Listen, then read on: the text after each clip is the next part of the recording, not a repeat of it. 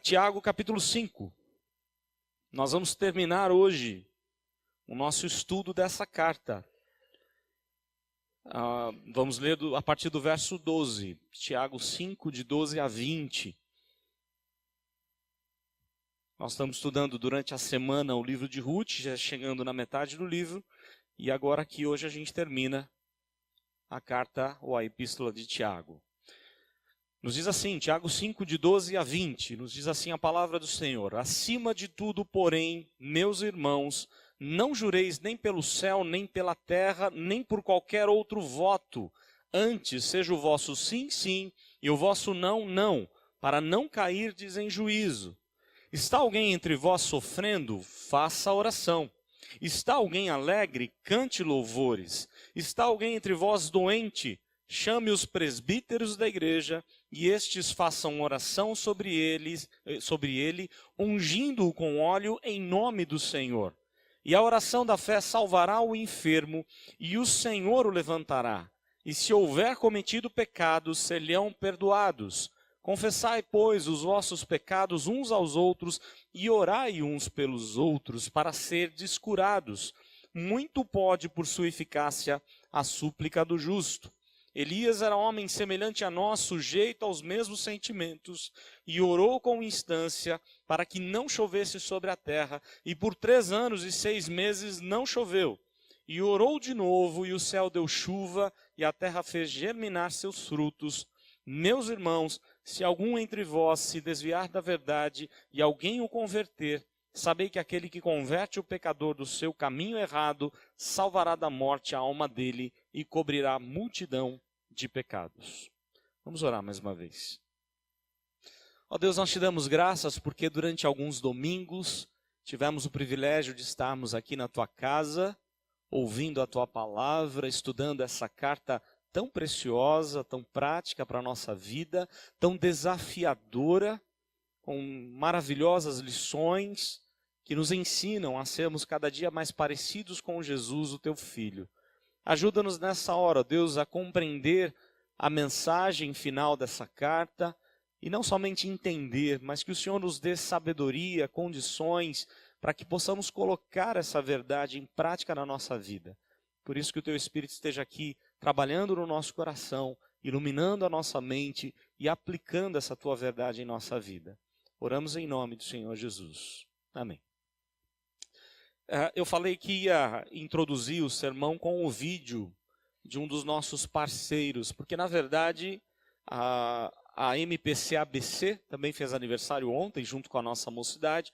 A MPC ABC é fruto de oração, não é? Fruto de oração da igreja, participação da igreja, onde muita gente já foi alcançada. É um trabalho muito interessante, onde eles passam a semana, um dos trabalhos, né, da MPC é passar a semana toda dando palestras para jovens, adolescentes nas escolas, e no final, no último dia, tem um apelo, onde muitos se voltam para o Senhor. Depois há uma continuidade no trabalho, uma continuidade com um clube de estudo da palavra de Deus dentro lá da escola. Hoje há um pastor Augusto, que quem sabe um dia a gente pode trazer ele para falar um pouco do trabalho dele. Ele é capelão dentro das escolas, então ele trata tanto do aluno quanto dos pais, atingindo as famílias. Esse trabalho tem sido muito bom, muito positivo. Deus tem abençoado bastante o trabalho da Mocidade para Cristo. Quem sabe, se você quer se envolver ou conhecer um pouco mais esse ministério, pode procurar o Marcos e a Camila. Quando a gente se coloca a fazer a vontade de Deus, quando a gente se propõe a viver a verdade de Deus e a orar, Deus vai à frente, porque o trabalho é dele, não é nosso. E é isso que a palavra de Deus diz aqui em Tiago, que nós temos que ter fé. Um dos assuntos aqui dessa porção vai falar da importância da fé, na nossa vida de fé, em oração, buscando ao Senhor. Mas antes de ele falar de fé, no verso 12, ele vai falar de um outro assunto aqui ainda, só lembrando, fazendo uma retrospectiva daquilo que já vimos. A carta de Tiago foi escrita pelo irmão de Jesus. É uma carta muito prática. Ele está focado em dar a nós sabedoria diante das provações da vida, dos diversos momentos da vida, onde ele diz lá, desde o primeiro capítulo, ele vai repetir em alguns outros lugares da carta, que a gente tem que buscar sabedoria em Deus para passar pelas provações. não é? Porque a aprovação ela é importante. Ele chega a dizer no primeiro capítulo que a gente tem que se alegrar na aprovação. É algo muito difícil de fazer. Mas esse se alegrar não é você ser masoquista, desejar a dor, não é isso não. Mas é você aprender com a tribulação. É você crescer com ela e não se revoltar contra Deus ou alimentar uma autocomiseração no seu coração. Pelo contrário, é você se voltar para o Senhor. Você depender dele e buscar uma vida íntima com Deus. Ele vai tratando de vários assuntos, falando que a fé sem obras é morta, nós não podemos fazer acepção de pessoas, fala sobre o cuidado que a gente tem que ter com a nossa língua, fala sobre vários assuntos, e agora a gente está chegando aqui, onde no capítulo 5, de novo ele vai falar sobre a aprovação, que nós devemos ter perseverança como teve Jó.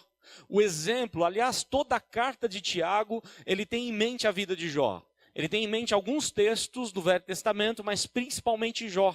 Há muita semelhança entre Jó e essa literatura, essa carta. E ele tinha acabado de falar para a gente, no último sermão que nós estudamos nessa carta, ele falava da paciência ou da perseverança de Jó. E agora ele diz assim, aqueles que estão sofrendo, assim como Jó sofreu, né? Agora ele vai entrar num outro assunto no verso 12. Acima de tudo, meus irmãos, não jureis nem pelo céu, nem pela terra, nem por qualquer outro voto, antes seja o vosso sim, sim, o vosso não, não, para não cairdes em juízo. O assunto aqui de Tiago é que nós temos que ter, ou ser pessoas, nós precisamos ser pessoas de compromisso. A nossa palavra tem que ter o compromisso. Aquilo que eu falo, aquilo que eu sou, né, tem que demonstrar um compromisso de Deus, ou a Deus. Tiago não está dizendo aqui que você não pode fazer votos, porque aí ele estaria contra a própria palavra de Cristo em alguns lugares. Você tem vários momentos das Escrituras do Novo Testamento, alguns votos que foram feitos. O problema não é o voto em si. O que Tiago está dizendo é, se você não está disposto a pagar o preço pelo voto que você fez, é melhor que não vote. Em outras palavras, quando nós assumimos compromisso com Deus, com a igreja, por exemplo, lembram que nós fazemos vários votos? Vocês lembram disso? Vocês lembram que vocês prometeram no dia que foram recebidos em pública profissão de fé, alguns profissão de fé e batismo? Prometeu ser do Senhor, que ia buscar o Senhor, que ia ler a palavra, que ia buscar Deus em oração, não é? Que entende que Deus é o único Senhor da sua vida, a palavra de Deus é a única regra de fé e de prática, você ia ter compromisso com a igreja, você ia dar bom testemunho. Quantas promessas, quantos votos nós fazemos? O que Tiago está dizendo é, se você não está disposto a cumprir, é melhor que você não faça voto algum. É loucura você votar e não cumprir. Isso é um ensinamento em diversos lugares das Escrituras. Então, para você não cair em juízo, se você não está disposto mesmo a cumprir esse voto, é melhor que você não vote. É isso que ele está dizendo, mesmo diante das provações. O exemplo que ele dá aqui, um pouquinho antes, é o de Jó.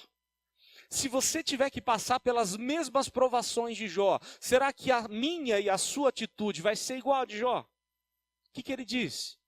Por algum momento, ou em algum momento, Jó amaldiçoou a Deus? Conforme era conselho da própria esposa? Não. Ele sempre glorificou a Deus. Ele lamentou pela sua dor, pelo seu sofrimento, ele chorou diante de Deus, ele desejou a morte, não era por menos de tanto sofrimento que teve, mas em nenhum momento ele murmurou, ele reclamou, ele lamentou, ele abriu o coração para Deus e cumpriu os seus votos diante de Deus. Então, o exemplo de Tiago é o próprio Jó, né? Jó tinha um compromisso com Deus e Jó foi até o fim nesse seu compromisso. E Deus o honrou, Deus o abençoou e até restaurou a sua vida em todas as áreas. Agora, no verso 13, ele vai entrar num outro assunto, que vai de 13 a 18. É o assunto da oração. Não é? Ele diz assim no verso 13, está alguém entre vós sofrendo, faça oração. Está alguém entre vós sofrendo, o que você faz quando está em sofrimento? Sofrimento pesado. O que nós fazemos? Uma das primeiras coisas que nós fazemos, nem sempre é orar, nem sempre é buscar a Deus. Nós começamos a alimentar o nosso coração de tristeza, de angústia, em vez de orar. Ou quem sabe, né, tá com algum problema, corre para onde? Vou tomar um medicamento. Você pode e deve tomar medicamentos se você está precisando. Deve buscar o recurso do médico, sim. Mas se você foi alcançado por um Deus que te ama e que enviou Jesus para morrer no seu lugar, primeira coisa é colocar isso diante de Deus. Buscar ao Senhor. Fazer oração. Em sofrimento, ou quando a gente está sofrendo, ele diz assim, está alguém entre vós sofrendo, ou você, ou alguém perto de você, ore ao Senhor. Busque a Deus. Peça para que Ele abençoe o tratamento, peça para que Ele abençoe o seu coração, né? Está alguém alegre? Cante louvores. Agradeça a Deus. Não pense que a sua alegria é fruto da sua própria dedicação, obediência. Não seja autossuficiente. Reconheça que se algo bom aconteceu na sua vida, foi Deus quem fez. Louve o nome do Senhor por isso. Coloque isso diante de Deus. Aliás, eu lembro de um professor do seminário que ele dizia assim, falando sobre dons, ele dizia assim para o jovem, né, para os músicos, se alguém um dia dizer a você, né, você tocou, cantou, foi muito bonito lá no culto, e ele fizer um elogio a você músico, o que você tem que fazer? É chegar na sua casa e apresentar isso para Deus, porque foi Deus quem deu o dom, foi Deus quem deu o talento. Deus é o Senhor absoluto, então não pense que você é autossuficiente. Tudo começa em Deus, tudo é para Deus, para a glória do Senhor.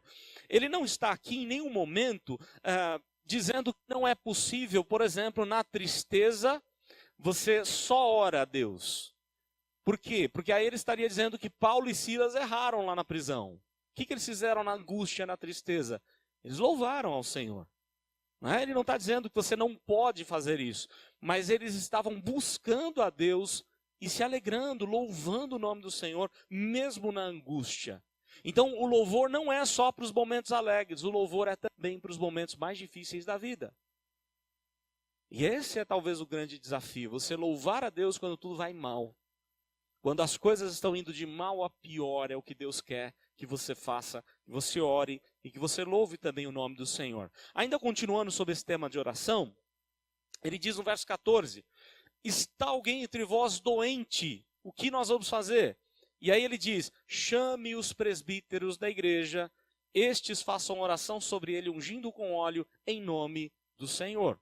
Algumas coisas aqui são importantes demais. Primeiro, vejam só, ele não está dizendo que a igreja está sob o comando de uma só pessoa.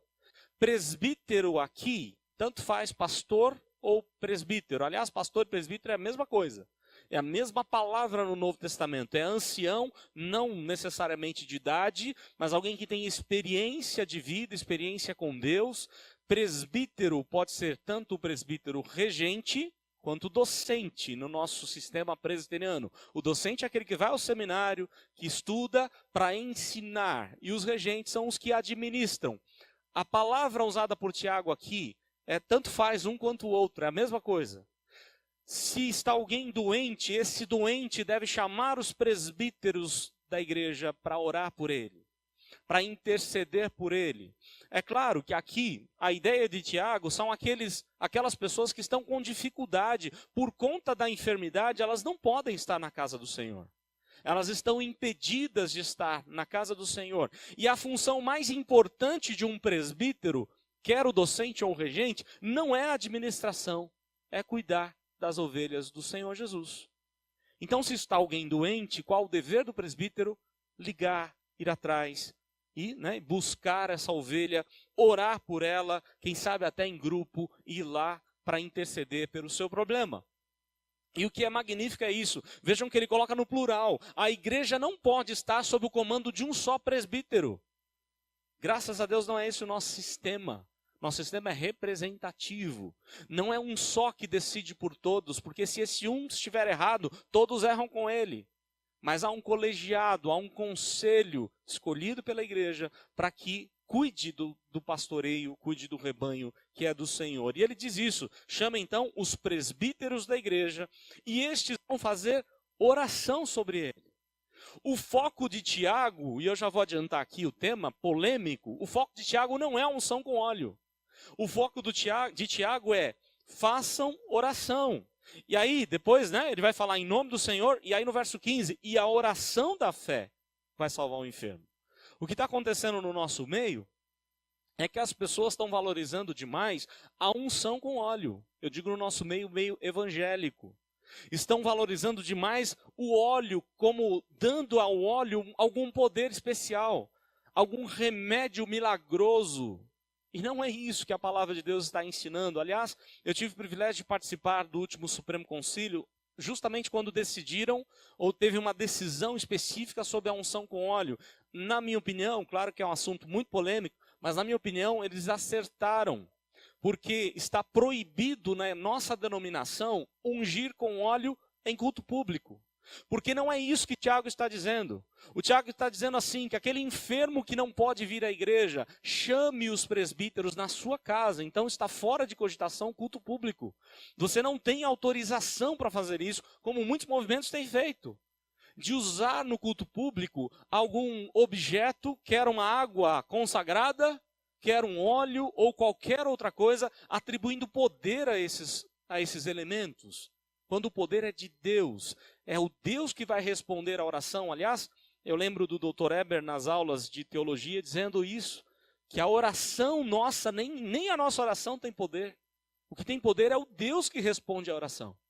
Não é a sua oração em si que vai fazer diferença para Deus, mas é a vontade de Deus, é o poder de Deus e não a oração milagrosa, poderosa. Eu vou naquela igreja porque aquele sim é um homem de Deus, ou uma mulher de Deus, ou uma profetisa, ou isso ou aquilo. Nada disso, não é isso que a palavra de Deus ensina. Então, algumas questões aqui são importantes. O verso diz que chame o presbítero da igreja, faça oração sobre ele, ungindo-o com óleo em o nome do Senhor. Aqui é um grande problema para a gente resolver. Qual a decisão a tomar, né? Quais são as linhas mais aceitas? Claro, dentro de uma teologia séria, tá? Existem várias teologias mirabolantes por aí, mas estou falando de uma teologia séria, de estudiosos sérios, de gente séria que compreende esse texto e que defende algumas coisas desse texto. A primeira opção da unção com óleo é que o óleo aqui é um remédio que está sendo levado ao enfermo. Há essa possibilidade porque lá na parábola do samaritano, quando ele é totalmente esfolado pelos ladrões, o mesmo verbo usado aqui acontece lá naquela parábola, onde o samaritano esfrega o óleo sobre as feridas dele. Então há uma possibilidade de que o óleo seja o enfermo precisando de um remédio, você vai levar esse remédio. Basta lembrar que a medicina da época não era tão boa quanto a nossa, se é que a gente pode chamar hoje, né? No nosso caos, o país que está na educação, saúde e tudo mais, mas o avanço da medicina não se compara àquele tempo. Eles estavam caminhando, engatinhando, e o óleo era um dos produtos mais importantes dentro da medicina. Então há uma possibilidade que Tiago esteja se referindo a um remédio para o enfermo. Uma outra possibilidade de estudiosos relevantes é que, na verdade, ele está dando um exemplo do óleo, mas você pode substituir isso por qualquer outra coisa. É você levar a oração e levar algum tipo de agrado a esse enfermo, a esse irmão que está sofrendo. É você levar um presente, um carinho, alguma coisa que demonstre o seu amor por ele. Há também essa possibilidade, porque o texto não é claro. Há uma outra possibilidade de ser um símbolo do Espírito Santo de Deus. Porque o Senhor Jesus, quando envia os discípulos de 2 em 2, ele dá essa ordem para que unjam com óleo. Então há essa possibilidade do óleo ser o símbolo do Espírito Santo, da ação do Espírito de Deus na vida das pessoas. Não é? O problema é, você não tem nada claro, né, com relação à questão da unção com óleo, você não tem nada claro, nenhuma ordem expressa de maneira clara de que o óleo tem que ser feito assim, né, ou de um jeito ou de outro. São 2 textos do Novo Testamento que falam de unção com óleo. Marcos 6, quando Jesus envia os discípulos de 2 em 2, e esse texto aqui de Tiago. Então há uma grande dificuldade a gente compreender. Particularmente eu concordo com a terceira opção, o óleo como símbolo do Espírito Santo. Mas apenas um símbolo, sem atribuir poder ao óleo. Apenas algo simbólico, e que não deve fazer um culto público porque confunde a cabeça das pessoas. Elas vão entender de maneira errada e elas vão atribuir poder ao óleo. Então, a gente tem que ter muito cuidado com esse texto, porque as pessoas fazem uma tremenda confusão. A decisão do Supremo Concílio foi essa: não fazerem culto público. Se o enfermo quiser, de repente você pode ungí-lo na casa dele, desde que você deixe bem claro que ele não precisa ser ungido para ser curado. Porque se ele tiver na cabeça dele que eu preciso ser ungido para ser curado, então é melhor que você não faça, porque ele está com uma teologia errada. Ele não precisa do óleo. O foco é a oração. E aí é o que ele diz no verso 15 agora, já pulando, aliás, no finalzinho do verso 14. Fazer isso em nome do Senhor, representando o próprio Cristo, invocando o próprio Cristo como se ele fosse o que está ali agindo naquele momento. É a mesma ideia de ceia. Cristo está presente na ceia. Nós estamos ali chamando Cristo para assumir o lugar dele na ceia, onde ele, o pão da vida, vai ser distribuído a todos nós e nós nos alimentamos de Cristo. É a ideia da própria ceia. Aí o verso 15, a oração da fé, vejam o que Tiago diz. E a oração da fé salvará o enfermo. É a oração que pode salvar, mas é curioso que ele usa o artigo definido aqui. Ele diz a oração da fé. Não é uma oração feita assim, sem fé, sem confiar de que Deus pode fazer. Porque nós, presbiterianos, ou reformados, ou igrejas mais tradicionais, a tendência é dizer assim: Senhor, seja feita a tua vontade. Ok, você pode e deve fazer isso, mas não duvidando de que Deus possa abençoar o enfermo e livrar ele da morte e abençoá-lo e tirá-lo desse momento difícil. O problema é que muitos pensam assim como uma acomodação. Eu oro, peço a vontade de Deus e pronto. Mas no seu coração, você duvida que Deus pode fazer? Que Deus pode restaurar a vida dessa pessoa? Nós não podemos duvidar do poder de Deus, da autoridade dele sobre todas as coisas. Aliás, eu falava sobre isso ontem com a moçada. Para Deus, para Jesus, fazer um milagre é a coisa mais fácil que tem. Ele é Senhor absoluto de todas as coisas. Então, Tiago exorta aqui que se você ore com fé. Se você orar, deve orar com fé. Não é? E a oração da fé salvará o enfermo, e o Senhor vai levantar esse enfermo, claro, isso se for a vontade do Senhor. Se houver cometido pecados, vejam só, o finalzinho do verso 15 está ligado ao verso seguinte.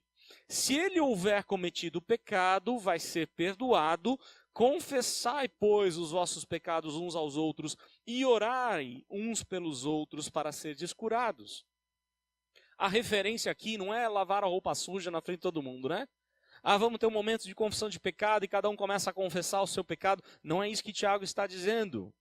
Se o seu pecado é velado, é você e Deus. Você resolve você com Deus. Não é? Se o seu pecado extrapolou os limites e as pessoas começam a saber do seu pecado, aí não tem mais jeito. Você tem que resolver esse problema e confessar o seu pecado. Mas o que Tiago está dizendo é mais além. Se a sua enfermidade está ligada ao pecado, então confesse o seu pecado. Porque o Salmo 32 deixa isso bem claro. Enquanto calei os meus pecados, envelheceram os meus ossos pelos meus constantes gemidos, todo o dia. Se porventura a enfermidade tem a ver mais com o lado emocional, por você saber que andou errado, ou fez algo que desonrou alguém, machucou alguém, ou o próprio Deus, então aqui ele está dizendo: confessai uns aos outros o seu pecado. Ele também não está dizendo que você deve fazer como a igreja romana fez. Confesse ao líder religioso, a confissão auricular. Na verdade, a igreja fez aquilo porque as pessoas estavam chateadas com a igreja, e para saber quem estava chateado com a igreja, o líder precisava saber da confissão do vizinho, da própria pessoa, para eles perseguirem, e daí a Santa Inquisição montava-se o tribunal, e aí as pessoas eram perseguidas. Então vejam só, ele não está concordando com a ideia romana. Aliás, nem no óleo, a igreja romana pegou essa ideia do óleo de Tiago e fez a tal da extrema unção. Também está errado. Quando a pessoa está no leito de morte, vai lá ungir a pessoa antes que ela morra, para evitar que ela vá ao purgatório. Nada disso, não é isso que Tiago está dizendo. Né? Mesma coisa aqui, você não precisa necessariamente confessar ao pastor, ao líder religioso, mas se porventura seu coração está escondendo pecados, não, se você guardar, vai ser difícil de Deus tratar o seu problema. Você vai precisar buscar ajuda de alguém para você sair desse problema. Então o verso 14 diz isso. E aí ele termina no verso 14 dizendo: muito pode por sua eficácia a súplica do justo. A nossa oração, ela pode muito. E é o que Tiago está chamando a atenção. Ele vai dar exemplos disso. Olha o quanto é valiosa a sua oração. Não é que a sua oração em si tem poder, mas quem está lá do outro lado é poderoso para fazer infinitamente mais do que tudo quanto pedimos ou pensamos, conforme Paulo diz, não é? E aí ele dá 2 exemplos. Elias era homem semelhante a nós, sujeito aos mesmos sentimentos, e orou com instância. Para quê? Para não chover sobre a terra, para que Deus mandasse juízo sobre Acabe e sobre todo o povo de Deus que se afastou de Deus e caiu em idolatria. E ele orou insistentemente, perseverando, e a terra fez o quê? Não choveu por 3 anos. Pela oração de um homem comum, como ele coloca aqui, Elias era igual a todos nós. E ele orou e Deus abençoou. E aí, agora ele fala de novo, né? No verso 18. E orou novamente, e o céu deu chuva, e a terra fez germinar os seus frutos. A oração funciona. E não funciona porque é a nossa oração, mas porque Deus escolheu agir por meio da oração. E aqui eu fico encantado com alguns grandes homens do Senhor, alguns homens de fé, como o George Miller. Já falei alguns exemplos de George Miller, aquele homem que lá em Londres cuidava de 2.000 crianças pobres, carentes, e diversas vezes ele não tinha que dar o que comer no café da manhã para aquelas crianças. E as pessoas diziam a ele: como é que você vai sustentar essas 2.000 crianças? E ele dizia: Deus vai prover. E ele orava, e Deus dava um jeito, e no dia seguinte tinha comida. Coisas mirabolantes aconteciam, como por exemplo, uma entrega de uma carroça cheia de alimentos indo para uma padaria, e a carroça quebra quase que na frente da creche, da escola que George Miller tinha, do orfanato.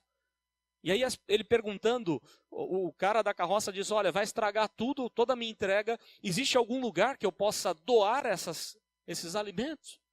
E as pessoas diziam: olha, George Miller tem um orfanato, tem 2.000 crianças.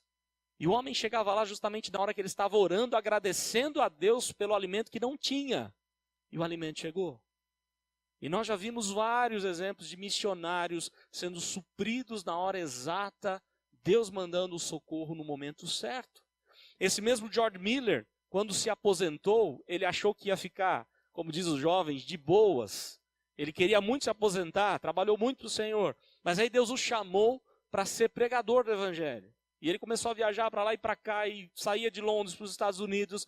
E numa dessas viagens, ele precisava chegar no sábado em Quebec. E ele não conseguia chegar por conta de uma terrível tempestade. E ele chegou para o capitão do navio, e o capitão disse: o senhor está louco, nós não conseguimos chegar de jeito nenhum, vai demorar demais essa viagem. E aí George Miller fez um desafio ao capitão do navio: então nós vamos orar a Deus, para Deus abaixar ou sumir com essa tempestade. E eles foram orar. E eu acho magnífico o que aconteceu depois da oração. George Miller orou primeiro. Terminou a oração, ele levantou, o capitão ia orar, ele diz: não, o senhor não precisa orar. Por 2 motivos. Primeiro, porque o senhor não crê que Deus pode fazer, então o senhor não precisa orar. Segundo, porque Deus já respondeu, podemos ir embora. E quando eles abriram a cabine de onde estavam, o céu começou a limpar e Deus liberou. A tempestade foi embora e eles chegaram no tempo combinado. Nós precisamos crer mais na oração. Não porque nós estamos orando, mas porque nós temos um Deus poderosíssimo e que escolheu agir por meio da oração, assim como ele escolheu salvar por meio da pregação do Evangelho. Nós precisamos pregar mais a palavra, porque quando eu prego a palavra, é Deus falando ao coração das pessoas, é o céu descendo e trazendo um recado a todos nós. Então nós precisamos falar do amor de Deus, do Evangelho de Cristo, para que as pessoas possam ser confrontadas com o seu pecado, reconheçam o seu pecado, se arrependam e confessem a Jesus como Senhor e Salvador. E aí o finalzinho, Tiago diz, versos 19 e 20, meus irmãos, se alguém entre vós se desviar da verdade e alguém o converter, sabei que aquele que converte o pecador do seu caminho errado salvará da morte a alma dele e cobrirá multidão de pecados. Nós podemos e devemos ir atrás daquele que está errado, andando por caminhos tortuosos. É nossa missão ir atrás de todos aqueles, de demonstrar amor para que voltem, para que retornem. E eu conversava esses dias com uma pessoa, dizendo assim, que amigo é aquele que vai sim atrás do outro, mas também não vai para passar a mão na cabeça e para provar o que o outro fez de errado. Mas dizer claramente para ele, você errou. Fazer como Natã fez com Davi. Você cometeu o erro. E esse erro tem consequências drásticas, graves. Mas o bom é que Davi se voltou para Deus, se arrependeu do seu pecado, confessou o seu pecado, escreveu 2 salmos, Salmo 32, Salmo 51, e retornou para o caminho do Senhor. Da mesma forma, Tiago diz isso. Não é? É muito feliz, é bem-aventurado aquele que traz esse que se afastou, que traz novamente para o caminho do Senhor. Então que Deus nos ajude a cumprir todos os ensinamentos que Tiago ensinou aqui para a gente. É uma carta dificílima de expor. Nós conversávamos, eu tive um módulo recentemente lá no Jumper, no Mackenzie, e um dos professores falou também, 2 professores falaram que ambos estão expondo Tiago. E aí o papo foi bom, porque eu dizia para eles, eu me surpreendi com a dificuldade de expor essa carta. Pela dificuldade, por ser uma carta focada em literatura de sabedoria, parece provérbios, parece vários assuntos, e ele muda de assunto muito rápido. Ela é muito rica em detalhes. Então, se você quer ter sabedoria da parte de Deus, peça a Deus, conforme diz Tiago, leia a literatura de sabedoria, Jó, Provérbios, Salmos, Cantares, Eclesiastes, são literaturas de sabedoria, e assim Deus vai ter misericórdia da gente e inundar a nossa vida com a sabedoria do Senhor. Deus assim nos abençoe.